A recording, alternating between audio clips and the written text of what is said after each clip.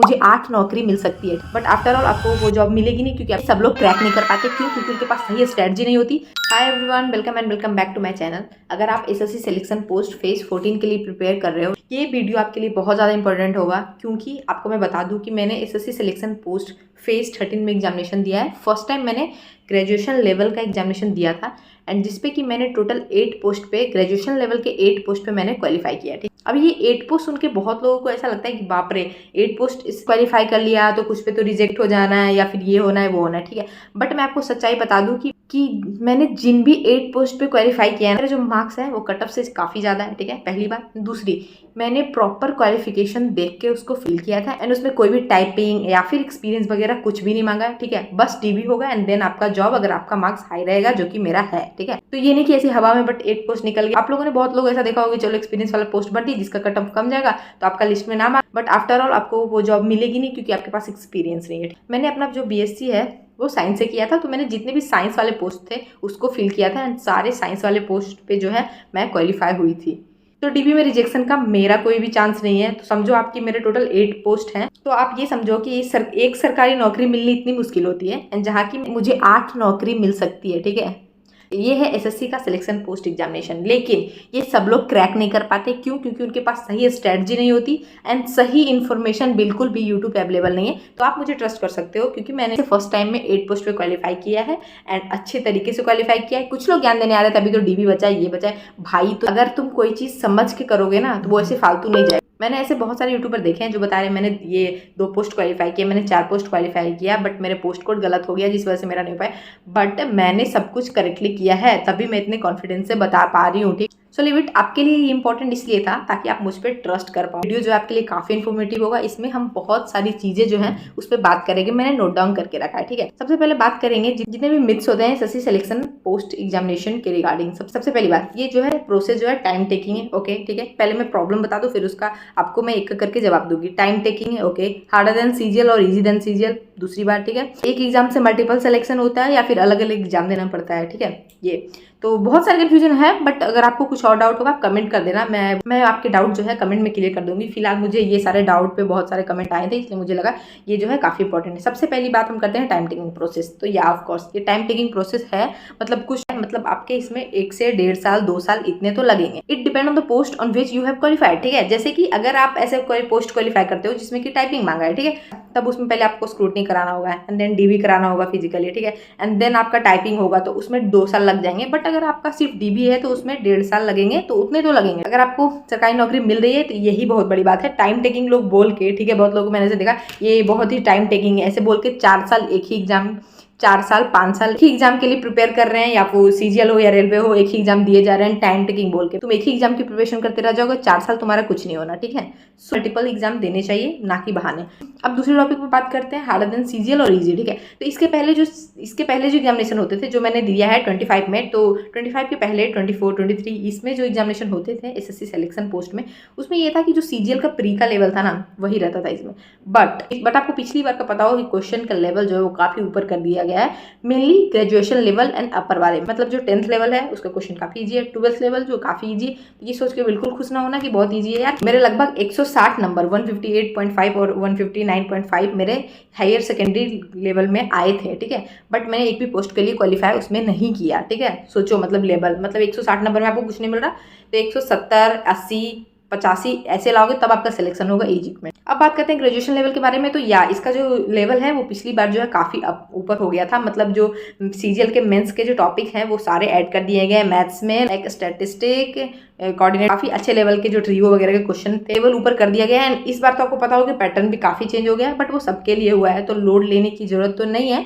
But अब उसकी strategy के बारे में बात करेगी, कैसे आप जो है 15-15 मिनट में सब कुछ मैनेज कर लोगे। ठीक है, थर्ड मैंने बताया था कि एक एग्जाम देके आप मल्टीपल पोस्ट के लिए क्वालिफाई कर सकते हो। ठीक है, तो वो कैसे होता है, मतलब आपने एग्जामिनेशन दिया, ठीक है, मान लेते हैं आपके 160 मार्क्स आए हैं। ठीक है, वो 160 मार्क्स जो आपके हैं ना, वो आपको देखा जाएगा 160 मार्क्स पे आप कितने कट ऑफ जो है वो क्वालिफाई करते हो। It depends on your marks. जैसे कि कुछ पोस्ट का कट ऑफ जो है 158 चल गया, किसी का 155 चल गया। ठीक है, तो उस हिसाब से आप 2 पोस्ट के लिए क्वालिफाई हो जाओगे। किसी का 161 चला गया तो आप उस पर क्वालिफाई नहीं करोगे। तो सारे का कट ऑफ जो होता है, जितने भी पोस्ट है, मतलब बहुत सारे पोस्ट होते हैं, शायद पता नहीं 200 300 400 ऐसे पोस्ट इसमें होते हैं अलग अलग। तो सारे जो पोस्ट है उसका जो कट ऑफ होता है अलग अलग होता है, तो आपको वो क्वालिफाई करना पड़ेगा।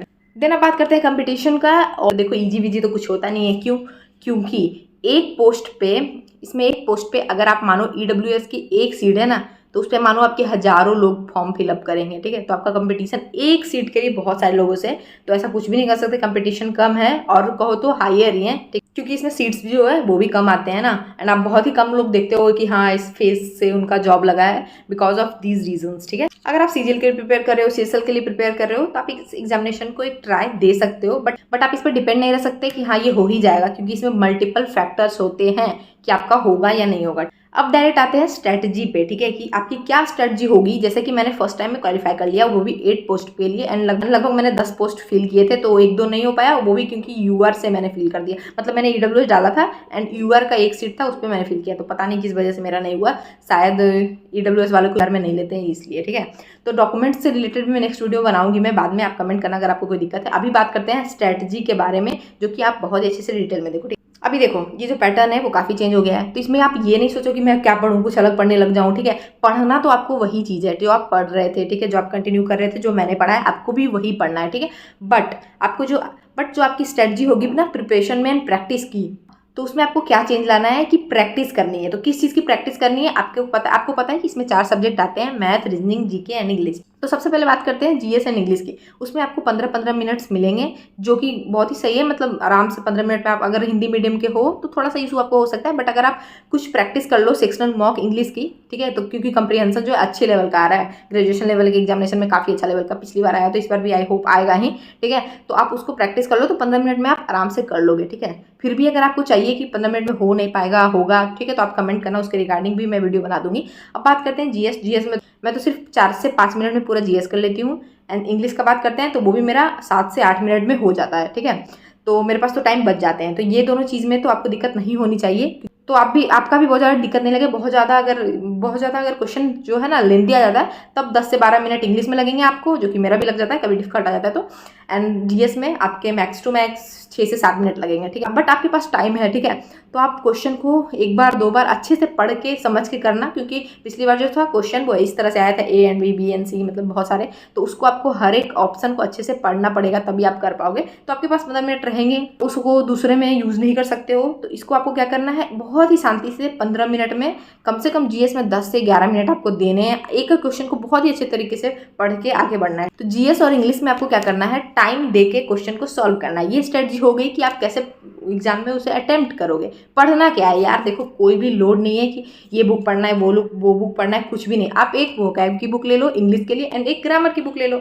GS के लिए एक बुक ले लो, एंड देन करंट अफेयर आप किसी भी टीचर्स के PDF से कर सकते हो, ठीक है। लोड नहीं लेना कि ये चीज़ पढ़ना है, वो चीज़ पढ़ना। 10 चीज़ पढ़ने से कुछ भी नहीं होता। एक बुक को आप बहुत ही अच्छे तरीके से 2 से 3 बार पढ़ लो, यही आपकी स्ट्रेटजी होनी चाहिए। एंड जो भी टॉपर होते हैं या फिर जो भी सेलेक्टेड एस्पिरेंट होते हैं और टॉपर होते हैं, उनकी यही स्ट्रेटजी होती है, ठीक है। तो मैं आपको मैंने जिस बुक से कंप्लीट किया है, मैं आपको बता दूं, GS के लिए मैंने लूसेंट पढ़ा है, ठीक है। तो लूसेंट पढ़ा है मतलब लूसेंट मुझे याद है प्रॉपर। मैंने लूसेंट को 2 से 3 बार पूरा अच्छे से पढ़ लिया है। जो लूसेंट जो है यहाँ याद है, ठीक है। लूसेंट से कोई भी क्वेश्चन आएगा ना, तो लगभग क्वेश्चन जो है मैं अटेम्प्ट कर दूंगी, ठीक है। क्वेश्चन थोड़ा लेंदी आ रहा है। पहले क्या होता था कि आप एक बार लूसेंट आपने पढ़ लिया या फिर किसी बुक से आपने पढ़ लिया, ठीक है, आप वहाँ पे गए एंड क्वेश्चन को अटेम्प्ट कर लोगे। अब क्या होता है कि 2-3 ऑप्शन होते हैं, उसमें कंफ्यूजन होता है, उसके लिए आपको प्रैक्टिस करनी पड़ेगी। GS के भी सेक्शनल मॉक आपको लगाने होंगे, ठीक है। कम से कम एग्जाम से 5-10 दिन पहले आप GS के भी मॉक टेस्ट जरूर लगा लेना, ठीक है। देन बात करते हैं इंग्लिश का। तो इंग्लिश के लिए तो सबको पता है, बुक्स तो सबको पता है, बट किसी से पढ़ा नहीं जाता सही तरीके। तो इंग्लिश के लिए तो मुझे कभी कोई इशू हुआ ही नहीं है, ठीक है। तो आप भी मेरी स्टडी सुन लो, आप वैसे फॉलो कर लो, आपको भी कोई परेशानी नहीं होगी। अगर आप हिंदी मीडियम के भी हो तो वोकैब के लिए सिर्फ एक बुक लो, जो कि सबको पता है यार, ब्लैक बुक, ठीक है। उसको लेकिन पढ़ लो, रट लो पूरा, तुमको पूरा याद होना चाहिए। मतलब एक बार पढ़ो, 2 बार उसको रिवाइज करो कम से कम, ठीक है। तो पूरे वोकैब आपको पढ़ना पड़ेगा। आप ऐसा नहीं कि बस PYQ ये सब देख के चल जाओगे। वैसे ब्लैक बुक में PYQ होते हैं, बट मीनिंग 4-5 हज़ार मीनिंग ऐसे होते हैं, ठीक है। तो आपको प्रॉपर सारे मीनिंग्स को याद करना पड़ेगा। आपको जस्ट एकदम यहाँ पे याद होना चाहिए, ठीक है। अगर आपको वो याद नहीं होता, ट्रिक वगैरह बना के याद कर लो।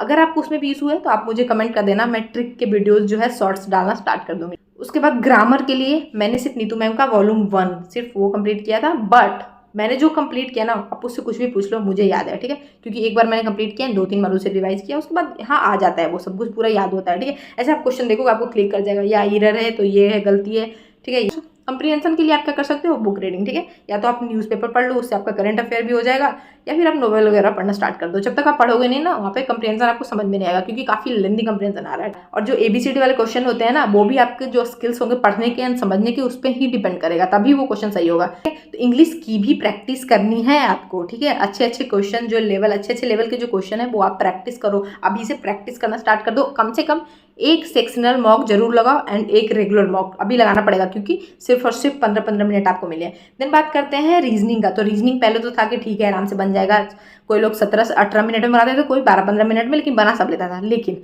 अभी आपको 15 मिनट में करना है। जिन लोगों का प्रैक्टिस अच्छा, वो तो 15 मिनट में आराम से 25 क्वेश्चन में से 24 क्वेश्चन कर लेंगे, अगर कोई डिफिकल्ट हुआ तो, ठीक है। बट अगर आप इसमें 2-3 क्वेश्चन छोड़ दोगे तो आप वहीं रेस से बाहर हो जाओगे, आपको भी 25 क्वेश्चन करना पड़ेगा। इसके लिए क्या करना है, आपको रीजनिंग की भी प्रैक्टिस करनी है एंड रीजनिंग के भी सेक्शनल मॉक लगाने हैं, तो रोज उसका भी मॉक लगाओ।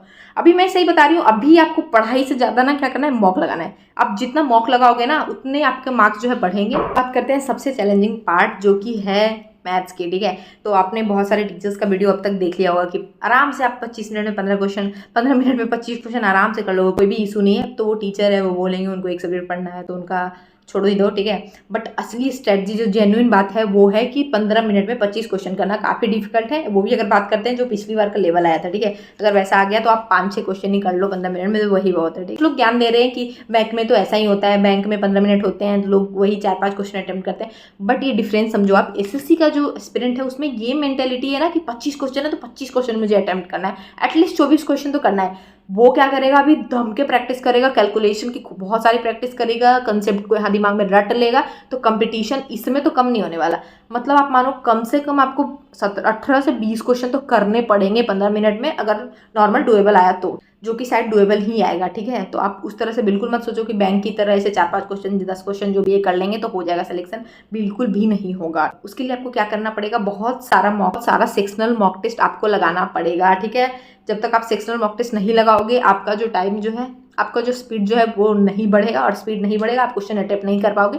आपको क्वेश्चन आएगा बट आप अटेम्प्ट नहीं कर पाओगे। उसके लिए आपको क्या करना है, रोज कम से कम 15 मिनट कैलकुलेशन की प्रैक्टिस करनी है। आज से आप 50 दिन मान लो एग्जामिनेशन के लिए है, 50 दिन लेके चलो, तो आपको करना पड़ेगा प्रैक्टिस कैलकुलेशन का। एंड साथ ही में एक सेक्शनल मॉक भी दो, डेली एक जो है रेगुलर मॉक भी दो, ठीक है। जो कि मॉक टेस्ट तो अब सब जगह अवेलेबल हो गया होगा, 15-15 मिनट वाला, ठीक है।